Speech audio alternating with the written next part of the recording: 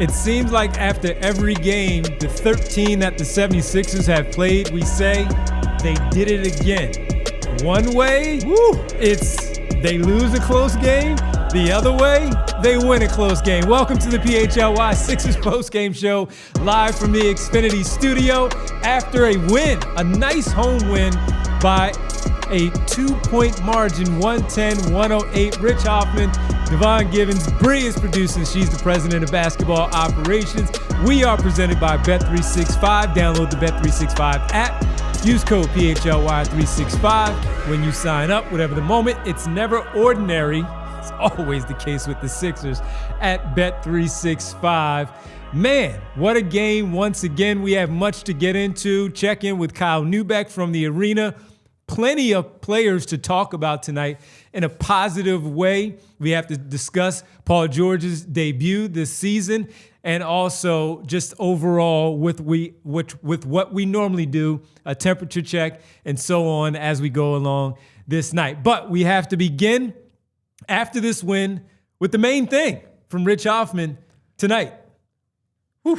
I mean, I'm going to give Bree a sec to type the main thing, man. But the first thing I would say is that these games are it's just down to the wire. Every single much out of us, I'm looking, Devon, it is November 17th. It's not too deep into the season. Here are our Sixers games right now. Here are some of the margins of their games. 1 point, 4 points, 5 points, but that was an overtime game. 1 point, 2 points, 2 points, 2 points, and another 2-point game. They have won a few more of those than they've lost, but they've also lost a couple of those as well. Was this an amazing overall performance? Was this a 48-minute effort? No, but it's been the story for the entire year in that they have never stopped fighting. I'm going to give them a little less credit for that tonight because they were the younger team. They had the fresher legs. And they reeled the Clippers in with a 37-25 fourth quarter. And they do it again. It's the fourth quarter. It's right. It's the third quarter. They were leading again, and then they allowed the Clippers to come back once again. But hey, man, they just continue. That's why I started the show the way that I did by saying it's the same script. But as you just laid it out, 1, 2, 4, 5, overtime, 4 again, all that, and they're in every one of these. So we were listening to Kate during the broadcast, and she says that the clutch games, I want to know what the clutch games means because they're in all these games, but clutch games means, if you statistically look at it, it means under 5 points with less than 5 minutes left. That's every single night. Guess what? That's them every night. That's them every night. So I'm not buying the 5. Even when it's a 10 not buying the 5. Even when it's a 10-point game, it qualifies exactly in those standings. Aaron's saying that the Sixers should be giving their fans blood pressure meds for free. I agree with that, Aaron. So yeah, man. I mean, it's just that every night. And I would say even more than the effort, hit the like button. Hit the like button, everybody. Hit the like button. They got the W. Hit the like button. And the 3 guys that I think you should really hit the like button for, let's do it. As we had in the big thing, were Tyrese Maxey, who was not great for the entire night, but very strong close in the fourth quarter. His scoring was huge.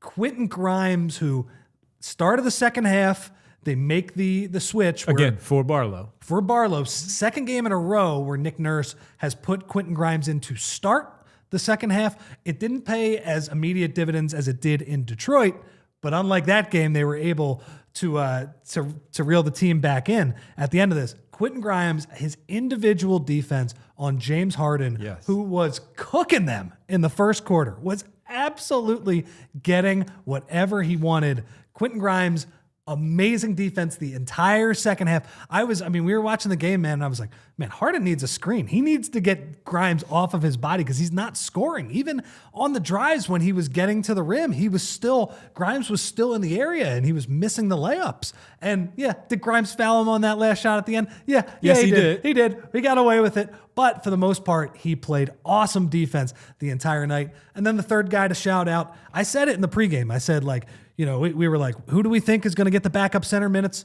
No Bona, no Joel. Andre Drummond, I said. No Broom. No Broom. Yeah, didn't go to him. Yeah. Nick Nurse said all of those guys were options. No, they weren't options because Andre Drummond is somebody who we know can scale his game up and play a lot of minutes. And he played 38 minutes in tonight's game, 18 rebounds, very good drum game. So the other two guys that were on the floor at the end of the game were VJ Edgecombe and Trendon Watford. That was your five for pretty much the last 8-9 minutes of the fourth quarter. Because Paul George had already reached his limit, and Paul George finished the night with 21 minutes and 6 seconds. So right around where we talked about. That was the group that they were going with. I think that was the right group to go with. Watford, they found something a little bit with him and Maxey in the two-man game. And VJ, even when he struggles or is just, has kind of a rookie game tonight, he did plenty of good things tonight, did a few bad things as well that we'll get into. You got to have him on the court just for all of the positive things that he did. Got the big offensive rebound at the end as well. So that was the five that they settled on, and those guys took the Sixers home. Is it the greatest win ever? No, but you know what? It's much better than losing, right? You got to get the result. Stack the wins, man. Stack the wins. Stack the wins. And the Sixers now sit at 8-5. So there's a lot to talk about, and I'm excited to get into it. Can I just give one? This is not player of the game territory, but when you talked about the Quentin Grimes defense in the second half, because James Harden went off in the first quarter for 17, and it was like, wait a minute. This guy's still rolling like he was at the end of the game against Boston, where he had, I think, like 34, 37 points, whatever it was against Boston. Can I give a little shout out to Justin Edwards? We talk about him a little bit later. He missed his shots, but I thought defensively he did some okay things to he showed himself a little bit as a defender, as we talk about a two-way guy. It's a hard assignment against James Harden. But I thought some of those possessions, while he did some things poorly, I thought overall the way that Harden was rolling tonight early didn't do much in the second quarter. I thought in the third quarter when Justin Edwards got that assignment, he did okay with that. Not to the level of Quentin Grimes, but I thought he did okay. And they were also hunting VJ Edgecombe, all the good things we'll talk about with him, but also some of the bad things. They were hunting him because the young player that he is still needs to build up his body to maintain some of that physicality against a player like James Harden. I just thought Justin Edwards did okay defensively against James Harden out there. He definitely did better in the second half than in the first half. That's why I said second half. Because Harden got him a few times in the first half. So I would say there were two things they did on Harden as the game went on. Because I think Harden had 17 points, 15 points in the first half. 17, first quarter. In the first quarter. A couple assists as well. They did two things to limit him for the rest of the game. And I don't know what he shot in the last three quarters, but he shoots 7 of 25 for the game and 2 of 12 from beyond the arc. He did get to the free throw line 12 times. They did make some silly fouls that, is nice when he was on the Sixers and he was getting those 3-shot fouls, but obviously are very frustrating when he's on the other side. Easy. He didn't take a shot in the second quarter. In the second half, he was 2 for 16. 2 for 16. Wow. And 0 for 7. It felt like it too. So shout out to Quentin Grimes. With 3 turnovers. So I'm happy you mentioned that. Those are good. That's a good pull by you. Because in the second quarter, the main thing they did to slow down Harden is they went to both a zone defense at times, but there were probably 5 or 6 possessions of box and one. And Nick Nurse is obviously famous for the box and one, did it against Steph Curry in the finals with the Raptors. Did the Sixers give up some open shots out of that box and one? Yeah, but they actually got back in the game a little bit with the box and one. And I think it threw Harden off his rhythm as well. Like Harden was not getting the ball. Justin Edwards was the guy guarding him in that box and one. Yep. But he really wasn't getting a lot of easy. Like Harden was out of the play and the other guys were playing 4-on-4. And even when it worked for the Clippers, Harden, I do think it threw him off his game a little bit. So as somebody who criticizes Nick Nurse when he gets frustrated about the zone and the box and ones and stuff like that, I actually think that had an impact on tonight's game. He did not stick with it. In the second half, it was mostly man-to-man. I think we saw maybe 1 or 2 possessions of zone and box and one as a change-up, but I think Nick Nurse rightfully saw, Quinn's doing a nice job on him. We can just play our regular man-to-man defense. But I think that helped. And then Grimes in the second half. I mean, Quentin Grimes is clearly their best guard perimeter defender. If you want to increase it to maybe Kelly Oubre at some point, at some degree, when you factor in wings, Paul George when he's at at full strength. I thought Paul George's defense was pretty good tonight. Offense wasn't as crazy about. Obviously, he's a more versatile defender than Quentin Grimes is. But when you're talking about a lead guard like Harden or a point guard that's just going off screens and a guy that's cooking you off the dribble and can make passes and can make step back threes, Quentin Grimes is easily the Sixers' best guy at that. And tonight, did he have maybe an outlier good game in that regard where he completely shuts down James Harden? I'm not expecting that from him every single night, but he clearly has the chops to get around screens. And he has, compared to somebody like VJ Edgecombe, who I think is going to be pretty good at that in time, he has much more strength than VJ Edgecombe does at this point. He was awesome. Quentin Grimes, look, I understand when he's turning the ball over and he's making some crazy drives, and he had a couple of those tonight. Not as many as usual because he had a pretty efficient offensive game. Thank you, Bree, for putting that up there. He was awesome tonight. That's a very strong two-way game. There was a possession in the fourth quarter, man, where Harden is trying to post him up, and it's like Harden from 2-point range. Grimes holds up and gets the stop. He ends up running the floor and getting the layup after it's over. Like that was the game, right? He got the stops in the half court, and he was able to fuel some of the Sixers transition buckets as well. So great game by Quentin Grimes.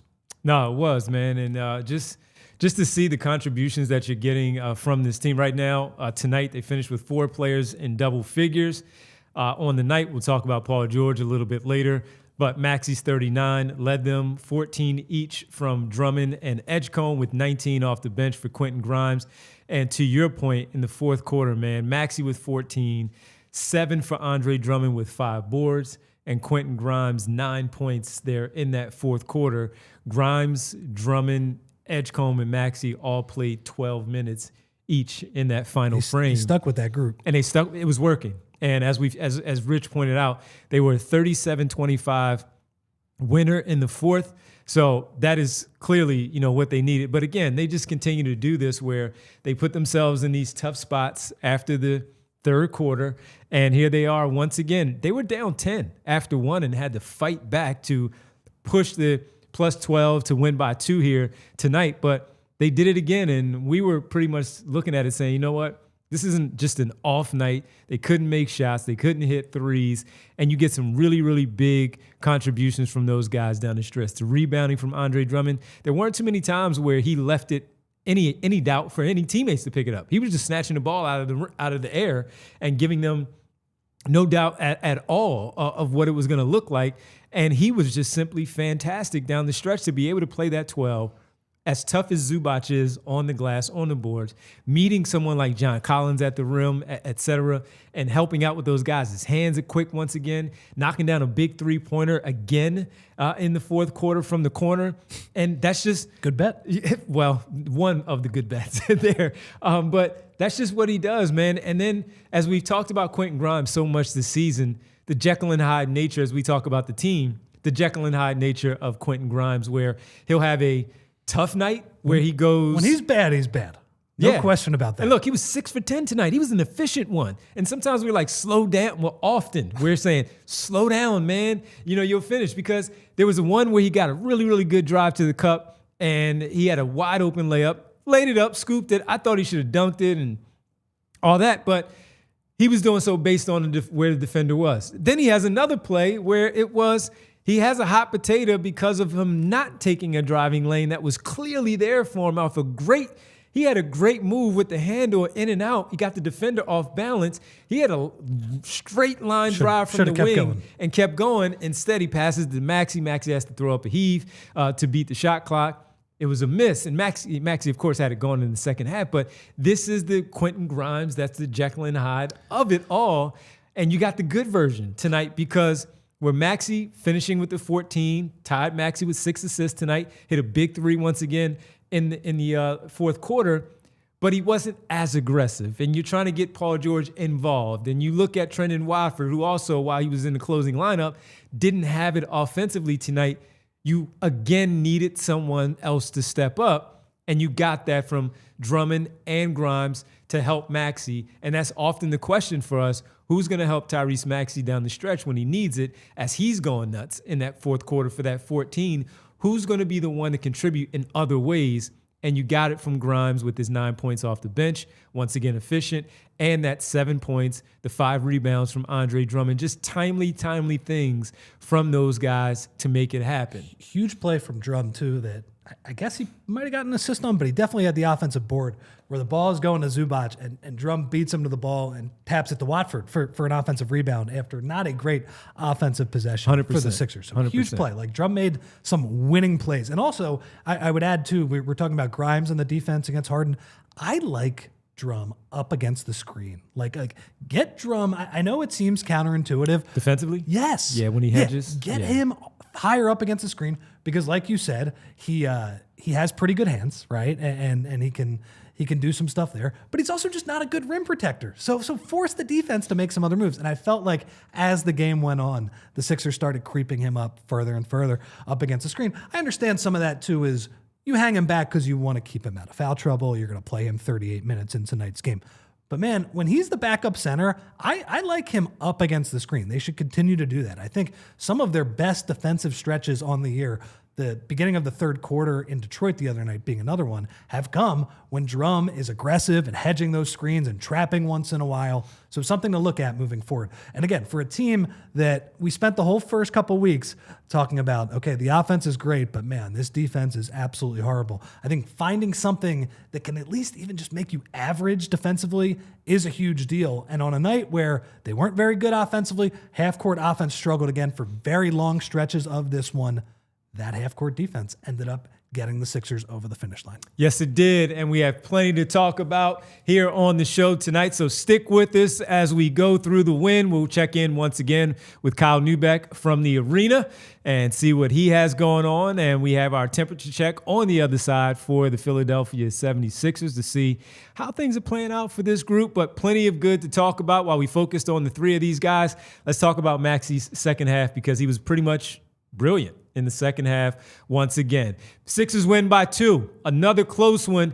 We call them the cardiac kids because they just keep doing this all season long through 13 games. Make us sweat, bite the fingernails. If you got to get to the nailery to get your nails done, get a manicure, go for it. We understand because the Sixers keep doing this to you. They have Tuesday off, back at it for a back-to-back on Wednesday and Thursday, but they get this win. Another important one as they continue to stack the wins. Sixers win by 2, breaking it down right here on the PHLY Sixers postgame show, presented by, telling you on the other side, our good friends from Bet365, of course, our presenting sponsor. And I'm sorry, everybody, I was too ambitious.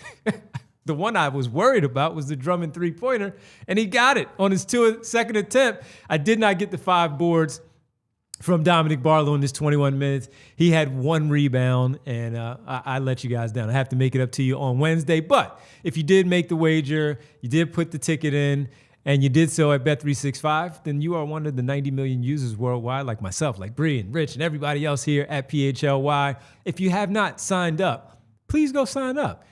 Because new customers get $300 in bonus bets, win or lose. All you have to do is deposit $10, place a bet for $5, and you get $300 in bonus bets. Again, that's win or lose. Sign up using the code PHLY365. The bonus bets do include parlays, spreads, total props, and all right there for you at Bet365, whatever the moment. It's never ordinary at Bet365. Must be 21 plus and physically located in Pennsylvania. If you or someone you know has a gambling problem and wants help, call 1-800-GAMBLER. And Devon, the other day, I was at Kyle Neubeck's place, and he was pumped to watch some basketball, but his setup, it was a total mess. Lagging, buffering, and switching between apps, trying to find the game. He claimed he was a big fan, but I felt like I was fan-fished. See, if you call yourself a basketball fan, you gotta have our friends at Xfinity. It's the ultimate sports destination. I can find the best games and my favorite teams all in one place, and the way that I watch is next level. It's the perfect fan flex. I've got all the action right there in my living room, plus Xfinity's best picture and sound with enhanced 4K, so clear that it feels like I'm in Xfinity Mobile Arena. Sometimes, guys, I've got 4 games going at once to fire up that league pass because why not? So on top of that, I get real-time notifications and live stats right there on my TV. It's the best seat in the house every single time. Next game day, make sure that big fan isn't a big fail. Learn more at Xfinity.com. Xfinity, imagine that. Restrictions apply. Multi-view requires Xfinity 4K capable TV box. Welcome back to the PHLY Sixers post-game show. 8-5 your basketball team is after tonight's win over the Clippers by 2, 110-108. Let's get to the Ace Hardware temperature check, where we check in to see who's heating up, who's cooling off with our Ace Hardware temperature check. Visit Ace Hardware Home Services online at acehardwarehomeservices.com to get started on your next project. And it is cold, so you don't want to be left, with any issues there. All right, Rich, heating up, cooling off, as we talk about it here tonight in discussing this basketball team. We already talked about Andre Drummond heating up over the last 4 games that he has played consistently. Let's talk about Paul George, just simply being back and heating up and cooling off. By definition, heating up from not playing, right? Very true. Warming up. Yeah, warming up. Out there. 2 for 9 in 21 minutes. Hit his first 3.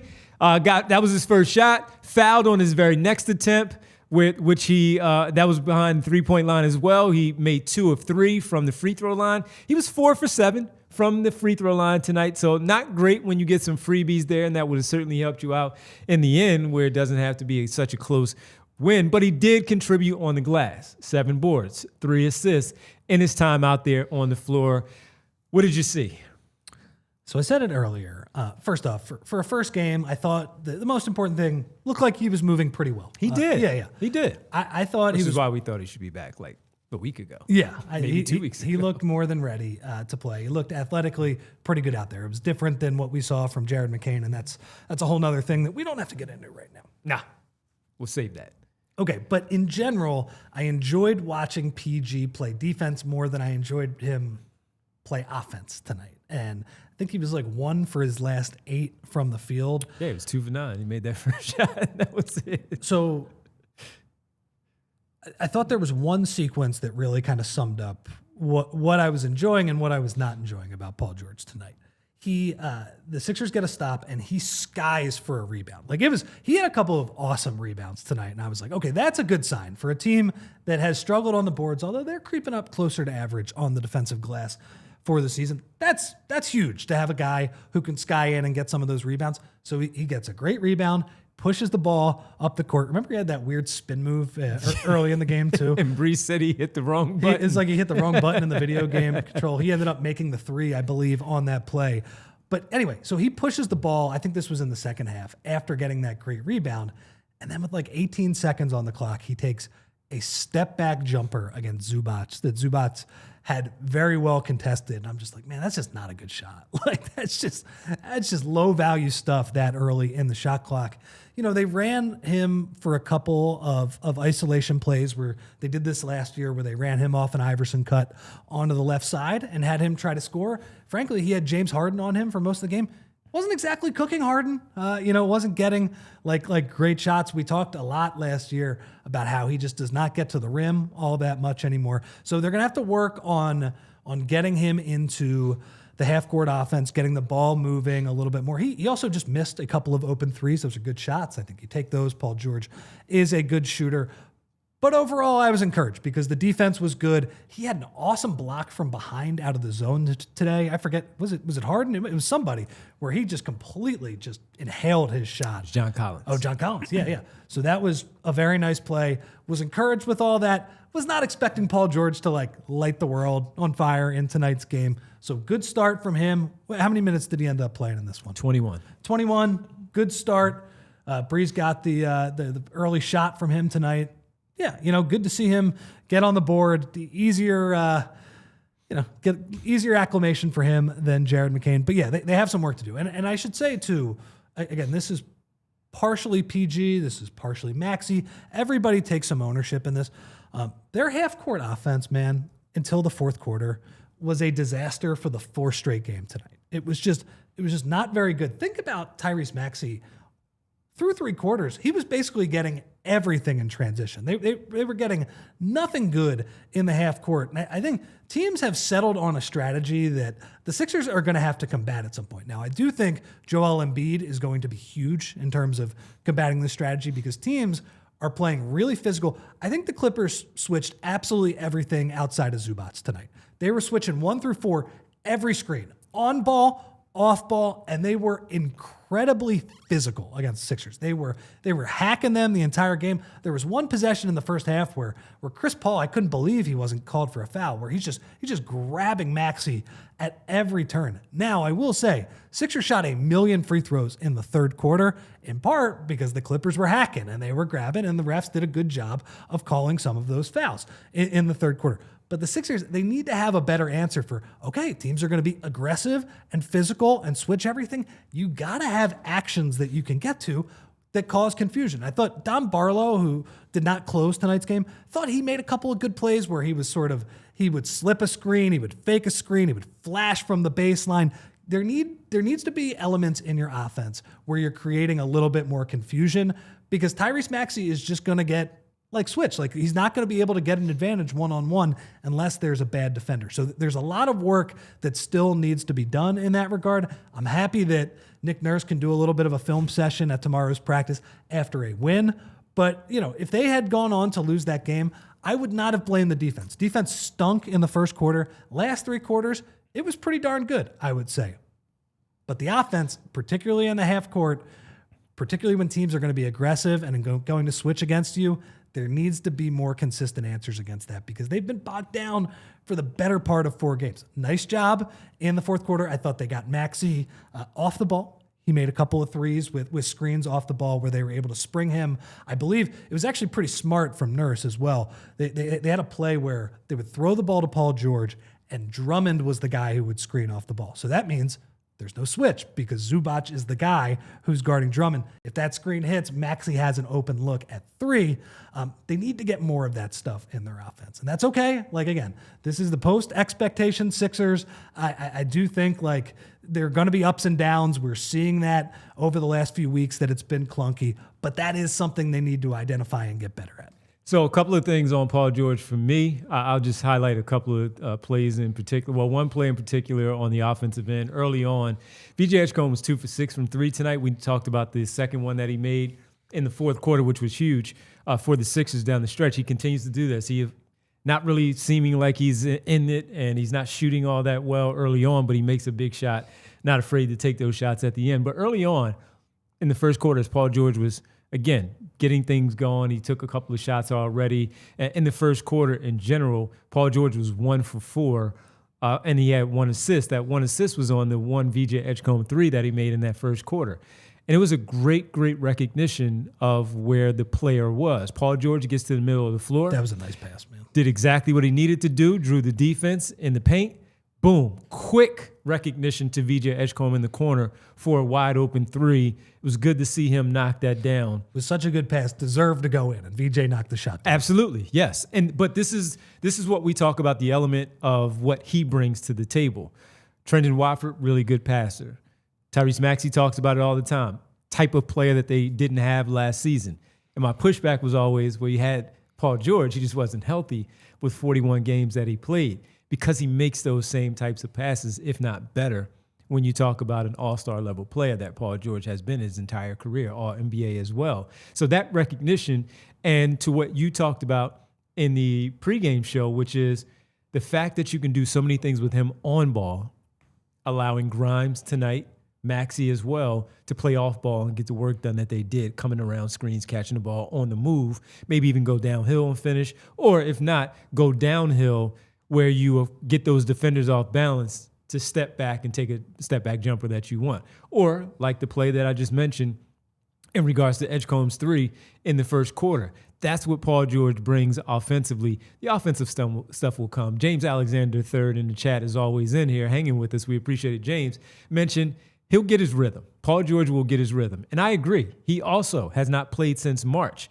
And even when he was out there playing in March, he had some really bad games. He broke his pinky, and he was done with that. His knee was still bothering him. He was never the same. So hopefully we get a chance to see him consistently going forward where he can regain that strength in the knee and get that rhythm back where we can see Paul George. Defensively, as you pointed out, I thought he was really good. It's good. For his first game back since March, I thought he was really good. Yeah. And that's what he does bring to the table. So when you have him and Oubre out there at the same time and Joel Embiid back for whatever Joel can provide and jumping off of the 2 feet or the one when he really wants to challenge a play, defensively, this is what we've talked about. His offensive on-ball distribution, his catch and shoot opportunities, of course, the ability to make those shots from behind the three-point line, the creation, his one-on-one stuff when he has it going, and then defensively, while he may be 35 and he can't move like he used to,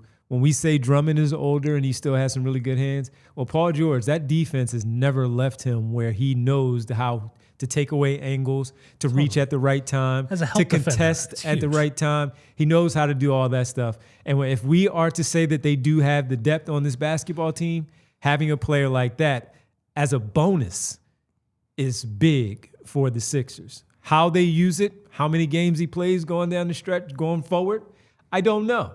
We have 13 games in the books, 69 games left. Let's see. Let's see exactly where it is. But not a great offensive night, but defensively, as Rich pointed out, I thought he was pretty good. Yeah. So one other thing I want to bring up, too, just because... With George? Yeah, with George and just the overall team tonight. Devon, the fact that they were able to come back in tonight's game, they did a lot of dumb stuff in tonight's game. They did a lot of dumb stuff. And that's okay. That's going to happen at points. But anyway, they had I was looking on Cleaning the Glass. They had an 85th percentile frequency in transition, which is good. You'd rather run out in transition. Those are more efficient plays than playing in the half court. But their efficiency, once they were out there in transition, they were just throwing the ball all over the place in tonight's game. And so Maxey actually had a few of these, man, where Maxey got picked by Ivica Zubac in transition, 3-point play for John Collins on the other end. VJ and Maxey, there was a play where there was a floorboard available to both of them, and they kind of looked at each other like, which one of us is going to grab it? Which one of us is going to run the lane? And they bobbled the ball, and then the Clippers score a bucket off of that one as well. Dominic Barlow had Maxey threw it ahead to him in transition. He tried to go 1-on-3 in transition. He throws the ball away. Then there's a 3-pointer on the other end. So they did a lot of throwing the ball all over the place in transition. I think Grimes also had one of his bad drives in tonight's game as well. And it was always a bucket for the Clippers on the other end. Always. So for them to overcome that also is pretty good. I'll say that in a way. But they do need to clean up some of that stuff as well. And you mentioned Edgecombe earlier. The one small thing I would say about him, they got to teach him how to foul, man. It's a very small thing, but VJ Edgecombe, we know he's going to be a very good defender in time. We know he's going to have to put a lot of strength on because when you see like earlier in the game, John Collins back screens somebody, he gets the switch on Edgecombe. It's bully ball and an N1. I feel like VJ might lead the league in giving up N1s. So they got to teach him. Even the one at the end where the kid, what's his name? Kobe Sanders. Kobe Sanders. Yeah. VJ, you got to foul him harder if you're going to like. He just, I don't know. Or just let him go. He gets like a little grabby. So it's the grabby, and then it's the also deciding when not to foul. Just let the play finish, where you don't allow them to get the ball up. As you said, when you bring up the Kobe Sanders play, he missed that one, but that could have been an and one. Yeah, and you pointed it out at the time. Don't even let him get the shot off. And he did. So there have been plenty examples through the 13 games where he's either not fouling them hard enough, making them earn those free throws, or he's just simply making the bad decision of fouling when he should let them go and complete the play, get back to play. And also, that's when your fouls start to pick up. Yeah. Right? So, and you might play a little tentatively because you don't want to pick up another one. So he has to really figure out, and I'm sure they've preached this to him, as you just said, but it's not showing itself on the court. He's a rookie, like he'll learn this, but it is harmful when he's giving up like 1.5 3-point plays per game. Anyway, that's a small element. Made a huge 3 down the stretch tonight, which he always does, right? Like even when he has these games where he goes quiet for some stretches, there's always a big 3 down the stretch. So anyway, just a small thing. I think that 3 is when he put them up 1. I think it was. I think so. Yeah, they put them up 1. That's our heating up. cooling off segment, the temperature check, presented by Ace Hardware Home Services, online at acehardwarehomeservices.com to get started on your next project. I don't think we've talked enough about the player of the game. Yeah. And we need to talk about him when we get back. Kyle Neubeck from the arena a little bit later. We'll talk about much, much more what we saw in this basketball game, the good, the bad.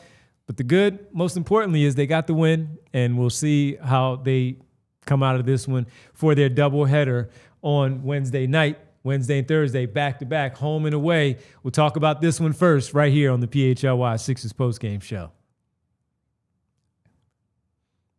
All right, folks, and I got to tell you tonight about Bucci's Jewelers. Tell you about getting some jewels. It's the holiday season coming up. You know, we're about a month away as the gift giving begins. And if you're looking for something, we all know the feeling. You walk into a jewelry store and you're trying to pick out something for your partner, your loved one, and suddenly you're in over your head. You're thinking too much. What's the difference between all these diamonds? Or what if they don't like it? Yeah, it can be stressful. And that's why we have to take you to the right place to talk to Joe and Michelle at Bucci's Jewelry and Design. And they have been such a game changer. These guys make the whole process seamless from the minute you walk in. They treat you like family, and that's exactly what you want. So they actually listen to you. They help you figure out all the things that you may love. And with their team, they design something completely custom right there in-house. No pressure, no pushy sales vibes, just good people who love what they do. And the end result, something you're proud to give and they'll never forget. So the next time you need that perfect piece, go see Joe and Michelle at Bucci's Jewelry and Design. 30 plus years in the game, voted Philly's #1 jeweler year after year. Over 1,000 5-star reviews, speaks for itself. Check them out today at BucciJewelers.com and tell them the guys at PHLY sent you. Guys, everybody's got their favorite hard tea, but have you ever turned the can to read what's in it? You can't, because they don't tell you. And while they hide what's inside, Crooked Tea brags about it. Crooked Tea brews real USDA organic tea for real flavor with 0 sugar. No fake junk hiding behind the label. What you see is what you drink. Next time you're at the store, flip the can. If you can't find the ingredients, just put it back, then grab a Crooked Tea, 0 sugar, real tea, and fully transparent. You know it, Philly. Real recognizes real, so why drink the fake stuff? Crooked Tea, the only thing better is a strip sack in the Super Bowl.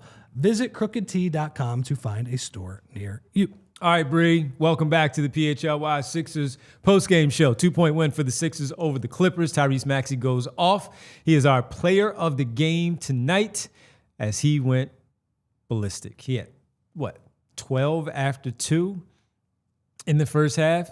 He wasn't shooting all that well. Didn't look like he had it going. After the game, I heard him say to the broadcast, yeah, I feel like I can keep going and play another game. At first, it didn't look like that because, first of all, tonight he finished 13 for 27 from the floor. He was 4 for 11 from beyond, 39 points and 6 assists, which, again, is the team high, tied with VJ Edgecombe. He did so in just under 41 minutes, 40 minutes and 57 seconds. So I bring that up because he played a ton of minutes once again, but he feels like he can keep going and play another game. First quarter, he finished with 5 points on 2 for 5 shooting with 3 assists, but he just didn't seem like himself early on. He just didn't seem right. Second quarter for Tyrese Maxey, 2 for 7. So once again, in the first half, he finishes overall 4 for 12, and it looks like this is going to be a struggle for him. They're playing him well. They're defending him well. Chris Dunn is a physical defender, and while you're trying to get him off of him, there's length everywhere. I thought Kobe Sanders had some okay moments against him. I thought Cam Christie did some bothering him with the length as well. But then in the second half, he set the tone where he came out and played the full quarter, third quarter, and we talked about him playing the full fourth quarter. So he played the entire second half. He went 4 for 7 in the third for his 13 points. Did not make 1 3-pointer, but he got to the free throw line 5 for 6. In the fourth quarter, he picks it up again and keeps it going. 14 points, 1 assist, 5 for 8. Rich talked about the 3-pointers that he made. He made some deep threes as well, 3 for 5 overall. He just went into straight, I'm going into kill mode here in the second half and carrying this team the rest of the way. So overall, after that first half, 27 points on 9 for 15 shooting in 24 minutes with 2 rebounds, 1 assist. He did have 4 turnovers where we were questioning, Tyrese, what are you doing here? Trying to split traffic or going too fast here, throwing a kick-ahead pass to the wrong player out there in a spot where you're making a run and you're trying to cut this lead. But, Rich, this was 2 totally different players from the first half to the second half, and he was tremendous with a brilliant, brilliant second half. Yeah, I thought they did a couple things. They found some answers against the switching defense. I mentioned the first one, man, where it was either Paul George or VJ. They had Drummond set the wide screen for Maxey off the ball, and because of that, you got Zubac hanging out in the paint. He doesn't want to switch on to Tyrese Maxey. Drum hit on a couple of those screens, and Maxey got easier shots. If you set that screen with anybody else on the Sixers roster, Clippers are switching that and making Maxey go one-on-one against the loaded defense. So that was a good adjustment from Nick Nurse. Let's see more of that in the first half in the next games as well. Also, I will say, that is part of the reason why I do think Joel Embiid is a huge deal against the type of defenses that the Sixers are seeing now, because nobody ever switches Joel. If you switch Joel Embiid, you put a small on him, even in the current state that he's in, he's going to be able to score. He's going to be able to just shoot over that guy. Or as we saw in that Toronto game, even roll and get positioned deep if he's feeling pretty good down there. So that's a huge deal. That's one thing they did. The other thing they did, which we had seen, I think, all the way back in that Toronto game, we really had not seen it much in the last week, is we saw the 2-man game between Trendon Watford and Tyrese Maxey. They had a really nice give and go where Maxey gets the back cut. Again, that's another reason. If they're going to be physical, if they're going to try and take away everything, you got to back cut some of these guys. And Maxey made an awesome finish around Zubac down the stretch. So good stuff from Maxey. Again, it's the same thing. Never stops going. Like I was not having a great game for most of the game, but he picked up a few points in transition. That was really good. And then in the fourth quarter, he caught fire, and his scoring led the Sixers to the win. So I think deserving player of the game, Tyrese. I'd also say it was pretty close between him. I think Drummond deserves a pretty good shout out, and Quentin Grimes as well. 3 guys who were clearly the Sixers' best 3 players tonight. Devon and I defaulted to 30, 39 points. It's pretty good. We'll give it to him. You know what cracked me up, man, by the way? After Harden misses the 2 shots at the end of the game, like, Harden is mad. Understandably so, because he got fouled by Grimes on that play, on the first shot, not on the second shot. So he got fouled by Grimes, and then he misses by a mile on the second one. And so he's walking around, and Tyrese Maxey has a huge smile on his face. His old buddy, his old understudy, where those 2 guys, they kind of were hilarious because they were just such opposite personalities. And they got along, and they obviously worked really well together, where Harden would push the ball to Maxey, and man, the amount of buckets that Maxey would get in transition with Harden pushing. Anyway, so he's walking around the court. He's pissed, man. He's just not happy or whatever. And Maxey is smiling. He will not let him go.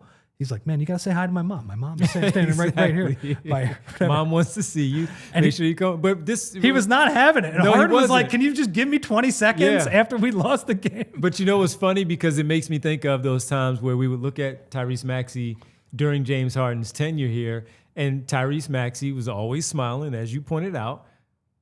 But Harden points out, I want him to be nastier. Yes. That was He's always got the smile on his face, but I want him to kill these guys and stop smiling all the time.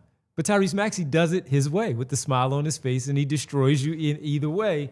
And that's where it's funny to me as you bring that up, that's where it goes, where he's like, guess what? We just won. Come over and say hi to my mom before you go back in and you're ticked off there in the locker room. I'm not saying I'm Team Harden on that. And complaining to the official, by the way, which he was still talking to. I'm not saying I'm Team Harden on that, but it was very funny that Maxey was like, hey, man, like, why don't you cool down and say hello to my mom? It's just, I mean, like, look, Harden just had a brutal second half. You just read the numbers, 2 for, 16, 18, one of those 2.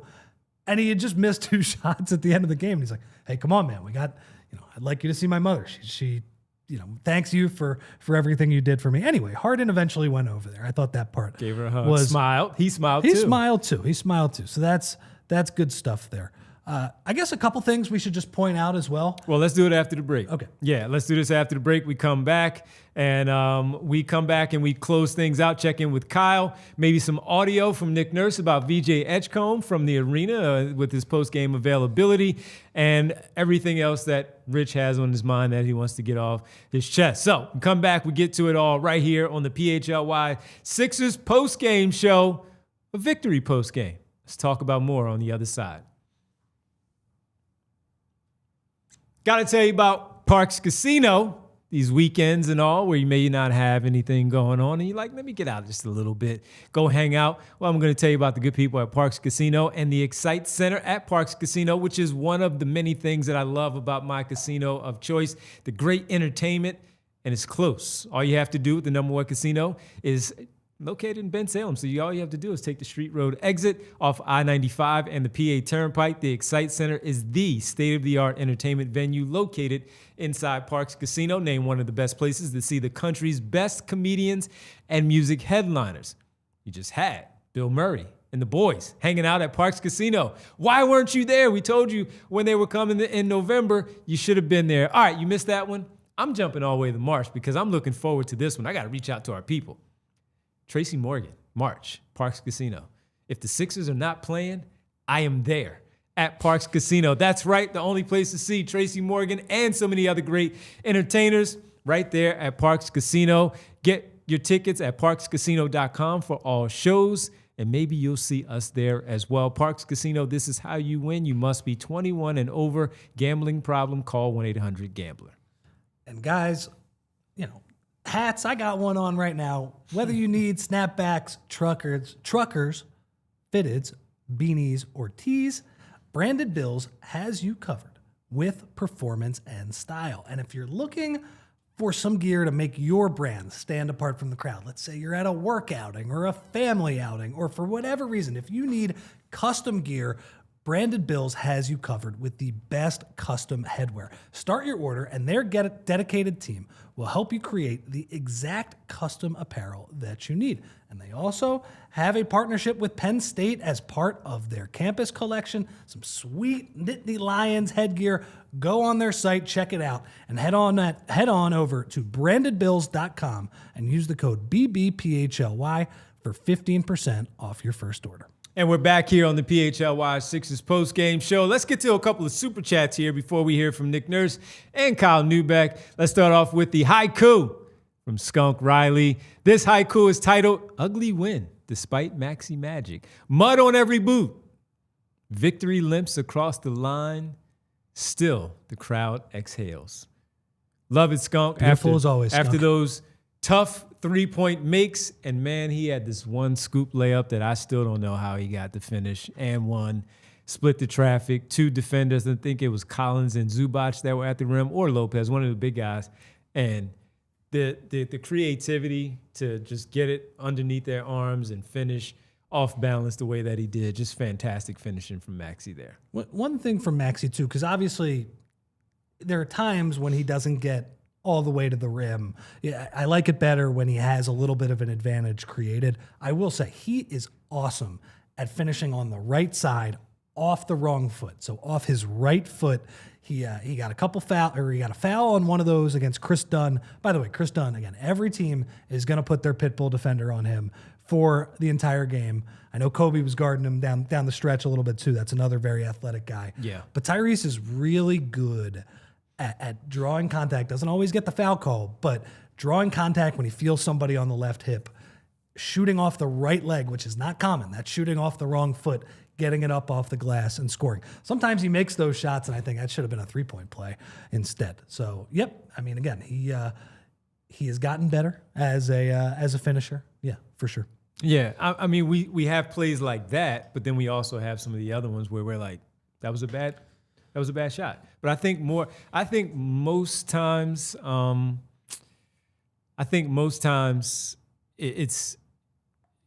more like 70-75% of I love his decision making of trying to finish at the rim. I think he's a really good creative finisher. I love the fact, and I told the story before where he and I were talking about just the levels that he has on the backboard of where he likes to finish, the angles of when he knows and trying to finish those around the basket. So good stuff from him.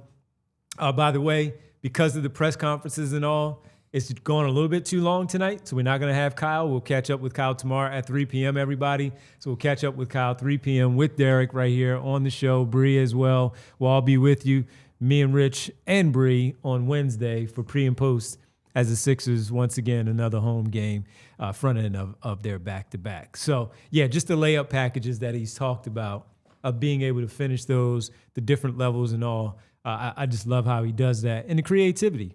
And he gets hit a lot, where I think they don't call it. He's still looking for that respect overall. But I like how he continued to attack, and he got to the free throw line quite a bit. I know, Bree, we had the one that I was just talking about. It was actually on this play, it was Batum and Zubac, where he splits.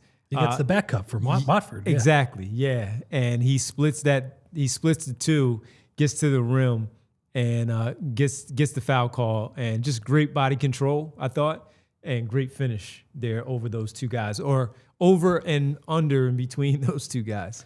Amazing finish. But I think the whole thing that sets up the play, and I talked about this about a half hour ago, is that him and Watford are creating confusion. Is he going to run the dribble handoff? Is he going to screen for Watford? And Maxey stops. You know, you can see Batum is kind of in between, doesn't know what he's going to do. He makes the back cut. Great pass by Watford. And then Maxey is unbelievable athleticism and finishes off the play. But I felt like the design and the process behind that play was much better. So when Maxey struggles, I almost feel like it's a function of the entire offense not working. And look, Tyrese Maxey's the best player. He's the guy who can do the most with the ball in his hands. So he's the one who's going to actually have to take the bad shot at the end. It's not always his fault, though. It's always like, man, that Maxey bad shot, it's because you didn't execute for the first 10 seconds, 15 seconds of the offense.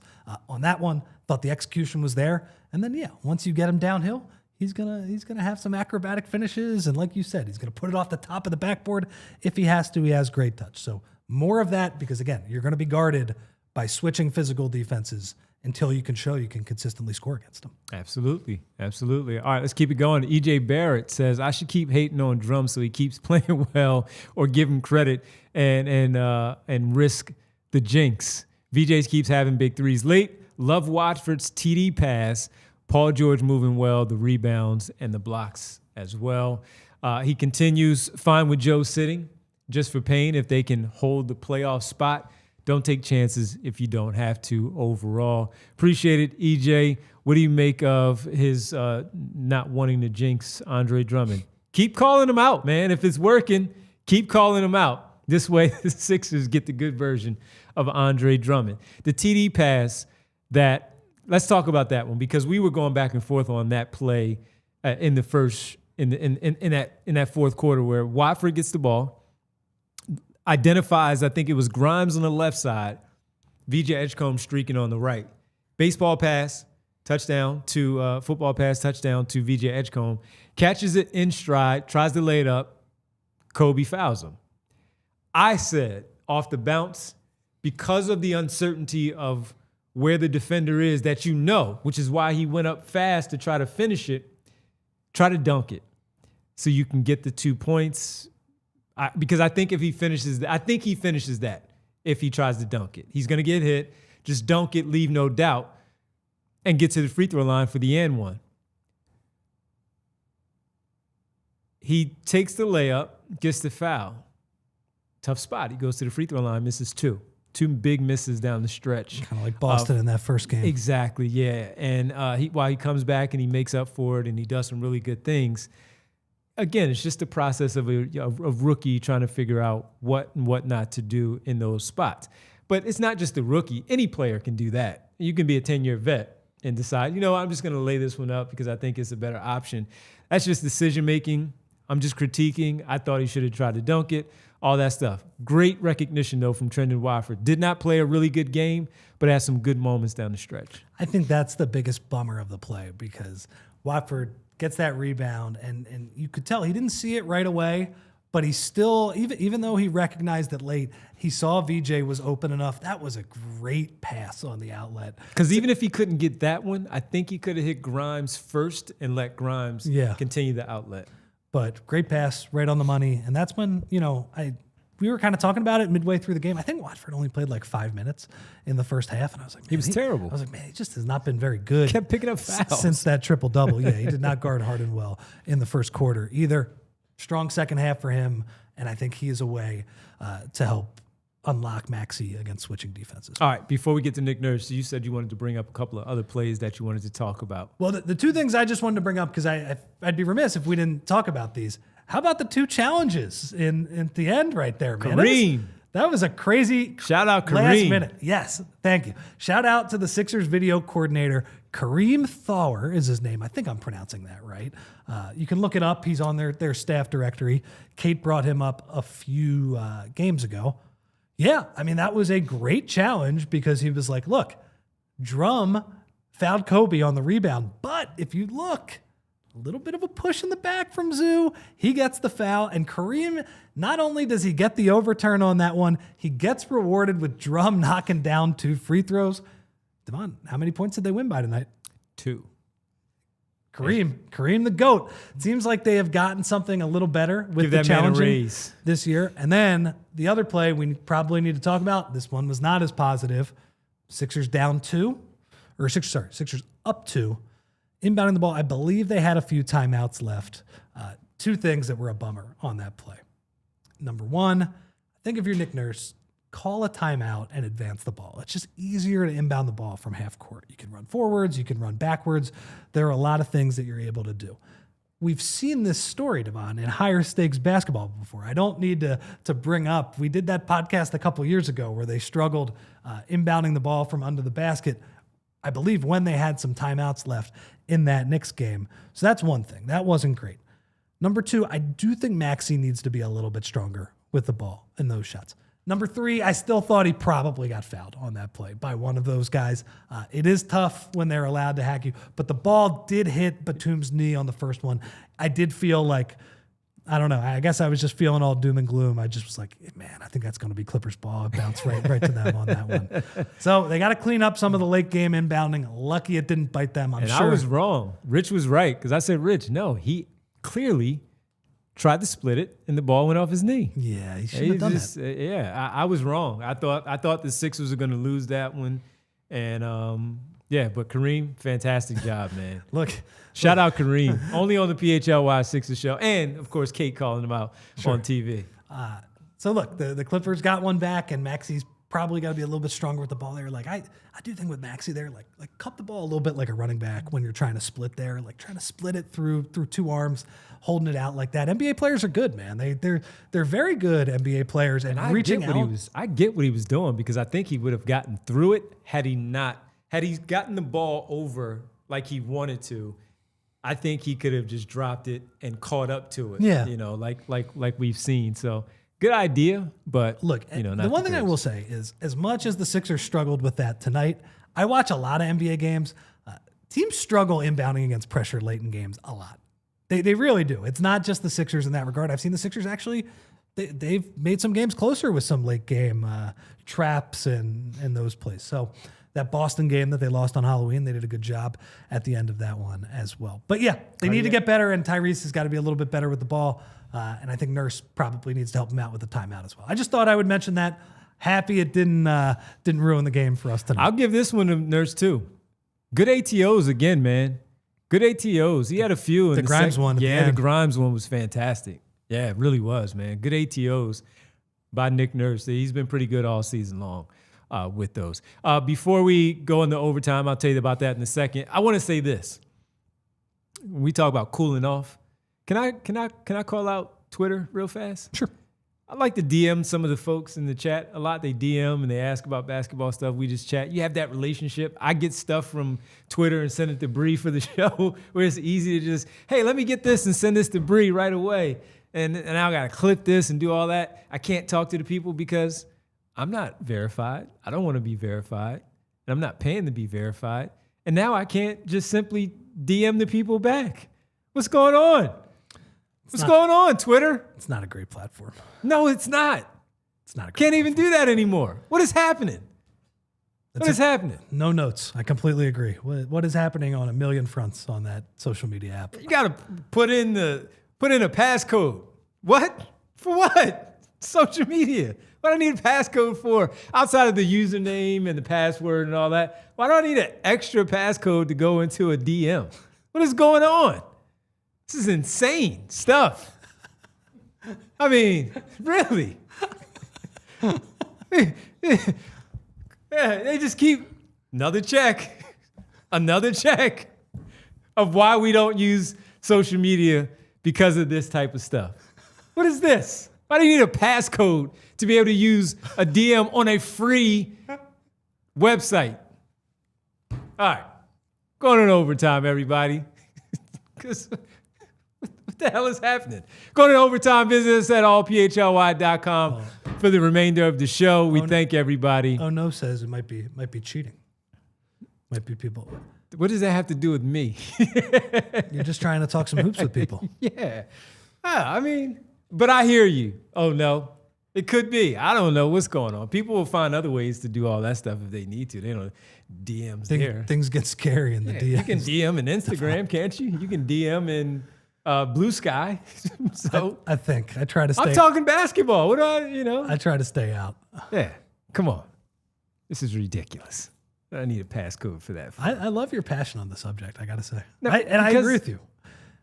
Because you guys know me well. I'm, outside of this and all that stuff, I'm generally quiet. I have my circle of people and all that stuff. You extend it to the family. We've been in this business for a really long time, so we developed these relationships with the people and all that stuff. Allow us to continue to do that. Why do we have to have a passcode to use the DM on Twitter? It's just insane. So all of that, I just wanted to get that off my chest as we said that. Happy you did. It's ridiculous. I agree. I'm with you. Come on, Elon. I mean, yeah. Just one more thing that check again. All right. Let's get ready to, say goodbye to everybody on the night. We'll get the video and stuff for tomorrow. We'll just run through that on VJ Edgecombe. Could we make one more request, guys? One more? Not only can you like our video, please comment for us. Our algorithm got a little bit screwed up. Got a little bit wacky. Help build us back. The bugs got in there. So if you enjoy the podcast, just leave a comment. I love you guys helping us out in the chat as always. But after the video's over, if you could just do us a solid and leave a comment on the YouTube video, that would be great for us. Thank you, guys. Tom Jackson says, no passcode needed for Discord, Devon. LOL. That's true. It's a running bit at this point, Tom. I don't need to be in the Discord because it's a fun bit at this point of the whole thing. We should do a technology corner with you. I can do tech corner. I can do that. I agree. It's funny. I'm not a good sidekick on this because most of the stuff you're saying, I'm like, yeah, I agree with you. Yeah. No, I mean, but even in the sidekicks, we can agree on these types of things because. No, I wish I had. You and I are both relatively quiet people. We try to engage. I do it. If I don't engage in Discord, I apologize because I don't. It's a bit. But I do engage on Twitter with a lot of people. Yeah. Like Nona, and Jess, and Rich, and so many other people. And there's that because of social media sucks. And there's that. But we still need it for our show, as you said. There's some things with the algorithm that's got screwed up with the bugs. So help us out. Make sure you hit the like button, comment on the show as well. Go on a rant about the passcodes. Seriously, talk about the passcodes in the comments. Whatever you want. That'd be great. Yeah. Yeah. We'll talk to you all. We appreciate it, everybody, because we love you as always. So hit the like button. As Rich pointed out, make sure you help us out here on the show. It makes us happy overall. All right, we'll be back tomorrow at 3 p.m. with Derek and Kyle in the chairs as well. I'll be here with Bree. And Rich and I will be back on Wednesday for the next game. I know it's Milwaukee. Is it Toronto? Toronto again. Toronto Wednesday. So we'll see how they play against the Toronto Raptors, who I had as my sleeper team in the Eastern Conference, and they're pretty good, pretty feisty. They're frisky. Yeah, pretty feisty overall. So we'll talk about them as we preview the game. They won 4 in a row, actually. I didn't notice that. See? 9-5. They're a little more than frisky. Yeah. Big game on Wednesday. Big game. 8-5 versus 9-5. That's right. All right, folks, it's time for the world famous. It's the roll call. Hit the likes, as Terrence Knights said. Let's tell everybody, Joe and Peace. Starting off, what up, Joe and Peace? Good to see Al, the 2-minute warning. What up, Al? Kyle Newbeck in the chat, everybody. Say what's up to Kyle in the chat. My mom. Hi, Mom. I was talking to Mom on the way in. She was keeping me company on the drive into work. Hello, Mother. Gene, what up, Gene? Val, Jess, Nona, saw all the ladies. Hello, ladies. Good to see you in there. EJ Barrett. Who else we have there, Bree? Because you got the whole scroll. Let's run through them. Let's run through these names. Said all these people. Let's keep it going. Oh, no. Oh, no to the passcodes. PHLY, David, Remo K, what up, all of you? Vic, good to see you. Tom Jackson, I'll see you in the Discord, my friend. Table manners. That's coming up for next week with Thanksgiving. You got to have the table manners. Absolutely. Who else do we have? Sir Shmooey. What up, Sir Shmooey? We had Rotem. Good to see you as always. Remo K. X-Man. What up, X? Good to see you. Dave P. Digital. Always good. Larry K. Hanging out with us on a Monday night. Kyle Wright. I saw some others in there. Day Comics. Day Comics. You big comics? I'm not a big comics guy. I used to love comic books. I like comic book movies. Kind of grew out of. Now I'm into the movies, and we gotta have our Marvel draft because Tyrese said he wants to be a part of it. Tyrese Maxey, so we got to do that to get Tyrese in. So Jarrett, E-Boy, how they? What up, E-Boy? Jarrett,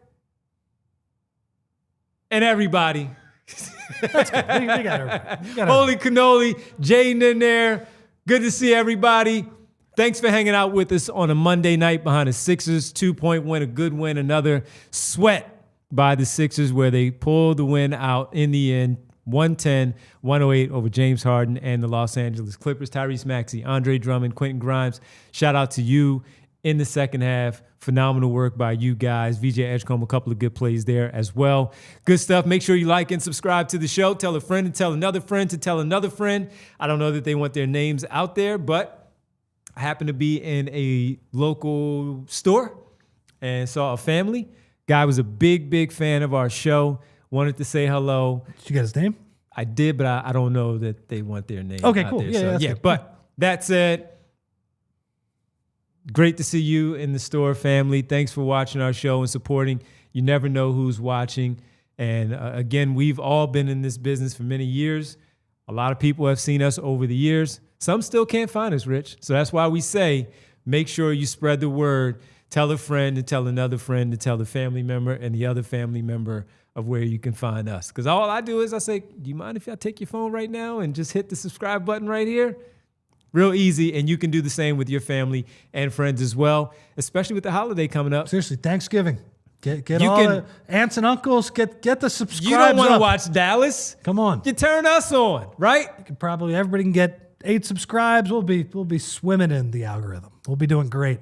And also we have the Reading Terminal show. That's coming up next Wednesday. Next Wednesday. That time of year. November 26th. We don't have a show because that was our scheduled day off, but we will be there to support everybody else. Anthony, Birds, Flyers, and Phillies will be there as well. So we'll see you at Reading Terminal next Wednesday, November 26th on Thanksgiving Eve. My sister's going to make me get the banana pudding that's down there. Sweet as well. Nina's. So we'll have it at my house. Very good. And when she comes over the next day. Absolutely.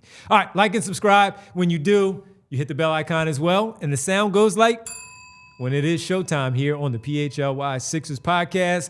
For Kyle, Derek, and Rich, we thank Bree, as always, for a great job. Well done, as always, Bree. Thank you, Bree. We'll see you tomorrow at 3 p.m. Everybody, good win. Thanks for hanging out. We'll talk to you tomorrow, Tuesday at 3 p.m. right here on the PHLY Sixers podcast for your 8-5 basketball team. See you then. We all silly like the mayor.